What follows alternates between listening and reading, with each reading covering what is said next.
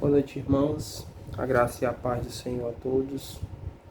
Que Deus possa abençoar poderosamente as nossas vidas em Cristo. Quero dar continuidade ao nosso estudo no livro de Esdras. Toda quarta nós fazemos essa exposição de um livro da Bíblia. Nós já expomos o livro de Gálatas. Esse foi o primeiro livro que nós expomos na igreja. O segundo livro foi o livro de Atos dos Apóstolos, e esse terceiro livro que nós estamos expondo toda quarta, verso por verso, é o livro de Esdras. Esdras e Neemias, né? É o próximo livro que nós vamos expor, porque o livro de Esdras e o livro de Neemias, eles tratam de um mesmo contexto. O contexto em que os judeus eles foram levados cativos para a Babilônia durante o reinado de Nabucodonosor, cumprindo uma profecia do Senhor. O Senhor disciplinou o seu povo e entregou esse povo, o povo judeu, o povo de Deus, entregou nas mãos de Nabucodonosor. Nabucodonosor invadiu Jerusalém, destruiu a cidade e levou cativo uma grande parcela desse povo. Levou cativo lá para a Babilônia. E o livro de Esdras e o livro de Neemias nos relata justamente quando o Senhor, por meio do profeta Jeremias, ele anunciou que após 70 anos de cativeiro, ou seja, após 70 anos da invasão babilônica sobre Jerusalém, Deus então restauraria a cidade novamente. Deus então permitiria, usaria reis para isso, para permitir que esses judeus que foram levados cativos durante o reinado de Nabucodonosor, agora após 70 anos, já sobre o reinado de um novo império, não mais o Império Babilônico, mas o Império Persa, na figura do rei Ciro, Deus então permite que esse povo então retorne.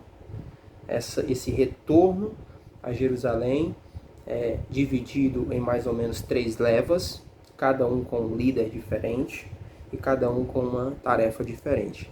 Primeiro foi Zorobabel, nós já expomos, ele estava incumbido da tarefa de reconstruir o templo, e agora essa segunda leva liderada por Esdras, que está responsável aí por restaurar a autoridade da lei e da palavra e também iniciar a reconstrução dos muros, que Neemias também vai estar incumbido dessa tarefa. E na nossa exposição de hoje, verso 8 e verso 9 do capítulo 9, eu quero apenas destacar aqui a oração de reconhecimento de Esdras. Vamos falar do reconhecimento que Esdras teve e expressou para com a graça e a misericórdia de Deus. Então essa é a nossa exposição de hoje, uma oração de reconhecimento. Vamos ver como Esdras, na sua oração, que iniciou aí no capítulo 9, onde nós estamos, quando foi relatado a Esdras que o povo estava em desobediência, muitos eram os casamentos mistos, que o povo de Deus tinha misturado a sua linhagem, o seu sangue, algo que era expressamente proibido pela lei do Senhor. Esdras então vai ao templo e ele então vai orar. E nós estamos aí no meio dessa oração. Quero destacar o verso 8 e o verso 9 de Esdras, capítulo 9. Vamos ler. Esdras, capítulo 9, verso 8 e verso 9. Agora, por breve tempo, ou breve momento, se nos manifestou a graça da parte do Senhor, nosso Deus, para nos deixar alguns que escapem, para dar-nos estabilidade no seu santo lugar, para nos iluminar os olhos, ó nosso Deus, e para nos dar um pouco de alívio em nossa servidão.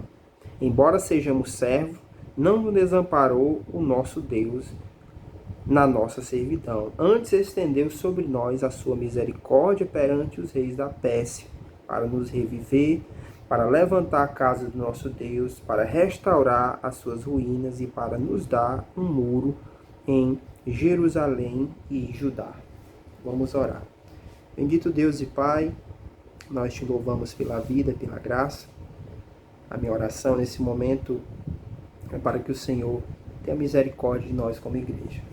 Nesse culto de adoração, de louvor ao Senhor, nós te engrandecemos e também te rogamos, Pai.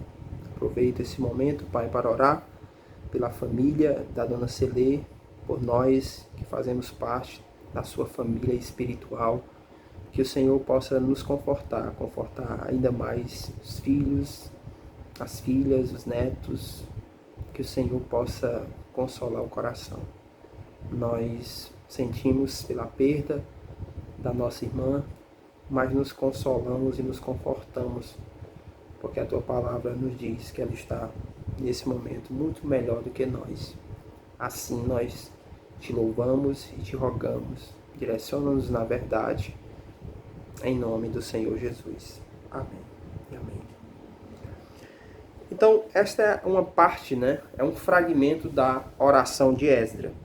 Se você puder acompanhar na sua Bíblia aí, essa oração, né, começa a ser relatada aí a partir do versículo 5, né, onde ele diz que rasgou as suas túnicas, né, estendi as mãos para o Senhor, meu Deus, e disse, meu Deus, estou confuso, né? Então ele vai começar a sua oração.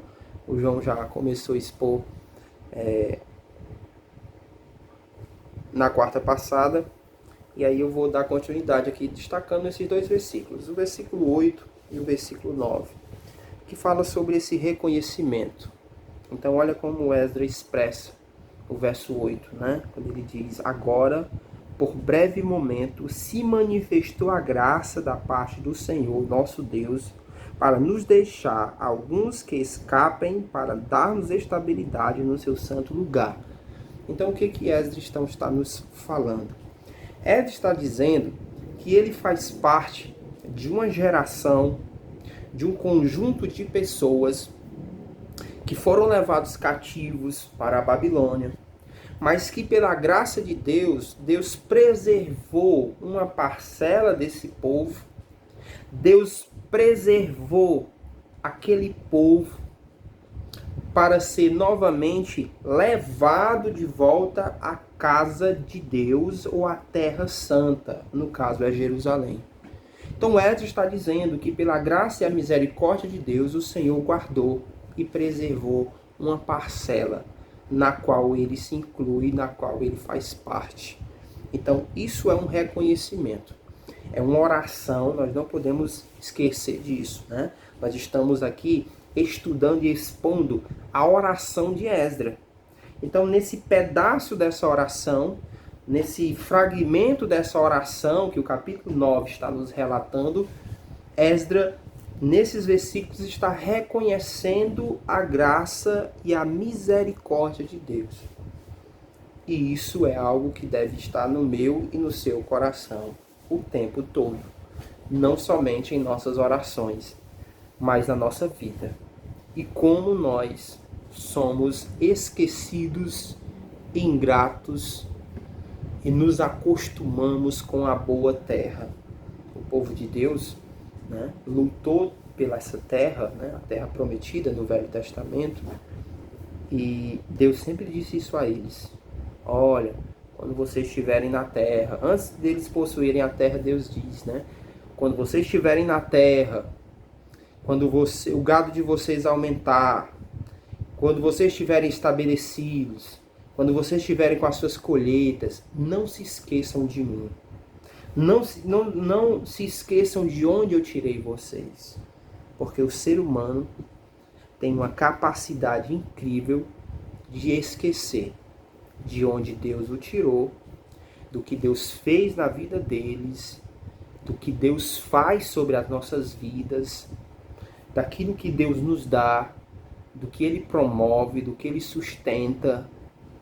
Nós, enquanto seres humanos, infelizmente, temos uma tendência à ingratidão, de não nos lembrar, de não sermos gratos a Deus o tempo todo. Se todos nós tivéssemos uma gratidão no sentido bíblico, nós nunca reclamaríamos de Deus. Nós nunca murmuraríamos de Deus. Nós nunca ficaríamos chateados com Deus.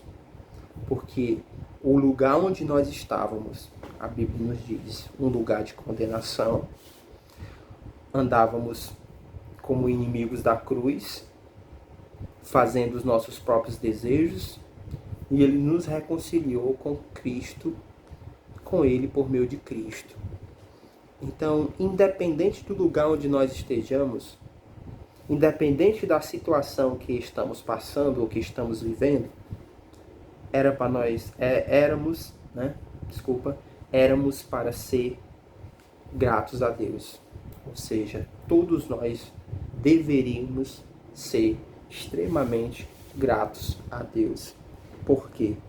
Porque Ele já nos deu o seu melhor de Deus, que é justamente a nossa salvação. E olha como nós somos ingratos. Nós não, muitas das vezes, nós não vemos isso por esse ângulo.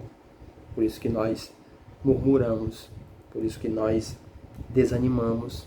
Muitas vezes é justamente porque nós não olhamos de onde Deus nos tirou. Esdras está reconhecendo isso. Ele está dizendo de onde Deus tirou eles. Deus tirou eles lá do exílio. Eles eram servos. Né? O próprio Esdras reconhece isso. Né? Em verso 9. Embora sejamos servos, não nos desamparou o nosso Deus na nossa servidão.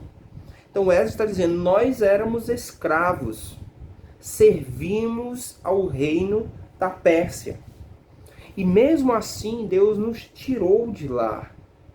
Não tinha condição física, social, política, porque nós não somos donos nem da nossa própria vida. Nós somos servos. E olha que bênção. O Senhor permitiu que nós, enquanto escravos, viéssemos à nossa santa terra. O local onde nós estávamos, e Ele nos deu esse privilégio de fazermos a sua obra, de termos essa missão. Então Esdras reconhece isso. O lugar de onde Deus tirou, na situação que Deus tirou, a graça e a misericórdia de Deus, né, seguiu, com certeza, Esdras. Né? É isso que a Bíblia aqui nos relata na história e na oração aqui de Esdras, né? E eu me lembro de um versículo que diz que certamente a graça e a misericórdia do Senhor nos seguirão todos os dias da nossa vida. E isso é uma verdade, né? A graça e a misericórdia do Senhor são dois seguidores que nós temos fiéis, né? Eu lembro até, né, que as pessoas têm muitos seguidores, né? As pessoas, né, falam muito nas redes sociais de quantos seguidores têm, de quantas pessoas seguem elas nas postagens, etc e tal. Um dia que fizerem essa pergunta para você, quantos seguidores você tem? Você então responde, eu tenho 2. Né? A Bíblia diz, certamente a graça e a misericórdia me seguirão todos os dias da nossa vida. Então você que é cristão, você tem 2 seguidores fiéis, né? A graça e a misericórdia do Senhor. Esses sempre vão acompanhar eu e você durante nossa jornada. Portanto, Esdras reconhece que a graça do Senhor seguiu eles até o cativeiro. No cativeiro, a graça seguiu eles. E aqui é outra verdade que nós podemos extrair desse texto. É que mesmo na condição de escravos, mesmo na condição de servos, mesmo debaixo do juízo de Deus, por quê? Porque o exílio foi consequência do pecado de Israel, foi uma disciplina do Senhor ao seu povo. Deus entregou Israel na mão do Império Babilônico. Mas mesmo debaixo do juízo de Deus, mesmo debaixo do castigo de Deus, mesmo sofrendo a disciplina do Senhor, mesmo assim, Deus ainda manifesta misericórdia. Deus ainda manifesta graça. É isso que o verso 8 nos diz. Vou ler novamente. Diz assim: agora, por breve momento, se manifestou a graça da parte do nosso Senhor, nosso Deus, para nos deixar alguns que escapem, para dar estabilidade no seu santo lugar, para nos iluminar os olhos, ó nosso Deus, e para nos dar um pouco de alívio em nossa servidão. Então, Esdras reconhece que mesmo debaixo da disciplina do Senhor, mesmo debaixo da ira de Deus, a sua ira santa e justa, o Senhor consegue e dá misericórdia. Isso mostra quem é Deus. Isso mostra quem Ele é, né? Quer dizer, que mesmo debaixo da disciplina, mesmo debaixo da ira, Deus ainda dá misericórdia ao seu povo. Mesmo quando nós estamos passando por momentos difíceis, estamos sendo disciplinados, estamos sofrendo as consequências dos pecados, dos nossos pecados, ou dos pecados de uma forma geral, mesmo assim Deus encontra espaço para manifestar a sua graça e a sua misericórdia ao seu povo, mesmo debaixo do seu juízo, né? Isso mostra a natureza de Deus, quem Ele é. Portanto, nós devemos ser gratos a Deus. Esdras é grato a Deus por isso. Perceba que ele não reclama na condição de servo, na condição de escravo. Ele não reclama. Ele, pelo contrário, reconhece Deus, reconhece a misericórdia de Deus sobre a sua vida. Eu lembro-me do apóstolo Paulo, quando ele está preso, ele relata que todos o abandonaram, mas em seguida ele diz, mas o Senhor esteve comigo. Então ele não murmura, né? Ele poderia dizer a Deus, né? Tanto que eu ajudei, tantas igrejas que fundei, tantas noites mal dormidas pensando na igreja, falando à igreja, me preocupando com a igreja, ou seja, tanto que servi a outros, e no momento desse eles me abandonaram. Ele não diz isso. Ele diz que ninguém veio ter comigo, mas o Senhor me assistiu, mas o Senhor esteve comigo, né? Porque é uma promessa da Bíblia, é que Deus está conosco em todos os momentos. Nunca desampararei, nem nunca te abandonarei. É o que está escrito na palavra do Senhor. E nós não podemos duvidar disso, esquecer disso. Que mesmo nos momentos de crise, mesmo nos momentos de falta de fé, de ânimo, mesmo nos momentos em que nós não vemos sentido, inclusive para caminhar como cristãos, o Senhor está ali conosco, da mesma forma que Ele esteve e está nos momentos que estamos mais eufóricos ou mais gratos a Ele. Nós não podemos esquecer disso, porque o Senhor não abandona. A Bíblia diz que o amor que Ele tem para os seus filhos é um amor eterno, né? É um amor que não pode ser quebrado. Paulo usa essa imagem lá em Romanos 8, né? Quando ele fala que nem a morte, nem a vida, nada pode nos separar do amor de Deus que está em Cristo Jesus. Então, Deus nunca desamparou o seu povo. Pelo contrário, Esdras diz que Deus deu misericórdia e retornou esses a Jerusalém. E Esdras então diz no verso 9, embora sejamos servos, não nos desamparou o nosso Deus na nossa servidão. Antes, estendeu sobre nós a sua misericórdia perante os reis da Pérsia, para nos reviver, para levantar a casa do nosso Deus, para restaurar as ruínas e para nos dar um muro em Judá e em Jerusalém. Ou seja, Esdras reconhece que a mão do Senhor estava por trás de tudo, e nós já expomos isso, né? É Deus que toca no coração, né? É Deus que toca no coração de Ciro. Olha como inicia, né? O capítulo 1 de Esdras, olha como é que inicia justamente o início, né, desse livro. Olha o que a palavra do Senhor então nos diz. Esdras capítulo 1. No primeiro reinado de Ciro, rei da Pérsia, para que se cumprisse a palavra do Senhor, falada por intermédio de Jeremias, despertou o Senhor o espírito de Ciro, rei da Pérsia, o qual proclamou por todo o seu reino, como também por todo escrito, dizendo: assim diz Ciro, rei da Pérsia, o Senhor Deus dos céus me deu todos os reinos da terra e me encarregou de lhe edificar a casa em Jerusalém de Judá. Então, olha como inicia o capítulo 1 desse livro. O Senhor despertou o espírito de Ciro e fez com que esse Ciro, rei persa, decretasse que os judeus poderiam voltar para Jerusalém para reconstruir a casa do Deus dos céus. Esdras reconhece isso e relembra isso o tempo todo no decorrer do livro, que foi Deus, né? Que foi Deus que fez todas essas maravilhas. E aí Esdras coloca, né, finalizando aqui a nossa exposição, coloca essa missão como um privilégio. Esdras diz: foi Ele que nos chamou, foi Ele que nos trouxe, foi Ele que nos deu essa oportunidade de termos alívio. Que alívio é esse?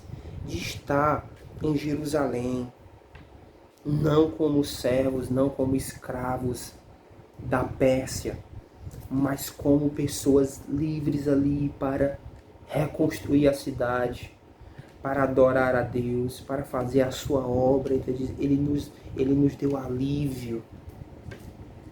Então Esdras vê a obra de Deus como um privilégio, como um alívio, como uma oportunidade única e verdadeira. Todos nós deveríamos ver a obra assim, como um privilégio, como um alívio, como algo que nos traz paz, no sentido de que nos proporciona felicidade. Todos nós deveríamos ver assim. E essas são as duas perguntas que nós podemos finalizar. Primeiro, nós reconhecemos Deus em todos os nossos caminhos, nós tributamos a Ele louvor, a graça, nós então vemos na missão que Ele nos deu, que Ele nos chamou, um privilégio, algo que é digno de ser louvado, algo que é digno de ser compartilhado, algo que é digno de ser vivido. Isso é o que Deus espera. Isso é o que homens e mulheres de Deus sentem e que nós sentimos, se a obra de Deus for isso para a nossa vida. Conclusão. Nós estamos expondo um fragmento da oração de Esdras. E esse fragmento de hoje, verso 8 e verso 9, da oração de Esdras, é um fragmento de reconhecimento. E aqui fica uma instrução para nossas orações. As nossas orações, que são petições, Deus inclusive pede para que nós possamos insistir nas nossas petições. Pedir, dar-se-vos-á. Então, que a nossa oração seja uma oração que primeiro reconheça quem nós somos. Esdras fez isso, o João expôs na quarta passada. Ele reconhece que ele é um pecador, eu e nossos pais pecamos, e aí ele reconhece quem Deus é, que é o que nós estamos expondo hoje. Ele é grato a Deus acima de tudo, e nós vamos ver que depois ele vai apresentar suas petições a Deus. Então esse é um modelo de oração que nós devemos também sempre fazer, né? Daniel também já orou assim. É só você ler depois no livro de Daniel. Que Deus possa nos abençoar, que Deus possa guardar essa palavra no nosso coração, que ela possa trazer fé, proximidade com Deus, uma vida santa, e não somente ouvinte, né? Que se contempla ao espelho e quando vai se esquece de como era. Essa é a minha oração para Deus, para conosco. Que Deus possa nos abençoar poderosamente Em nome de Jesus. Amém e amém.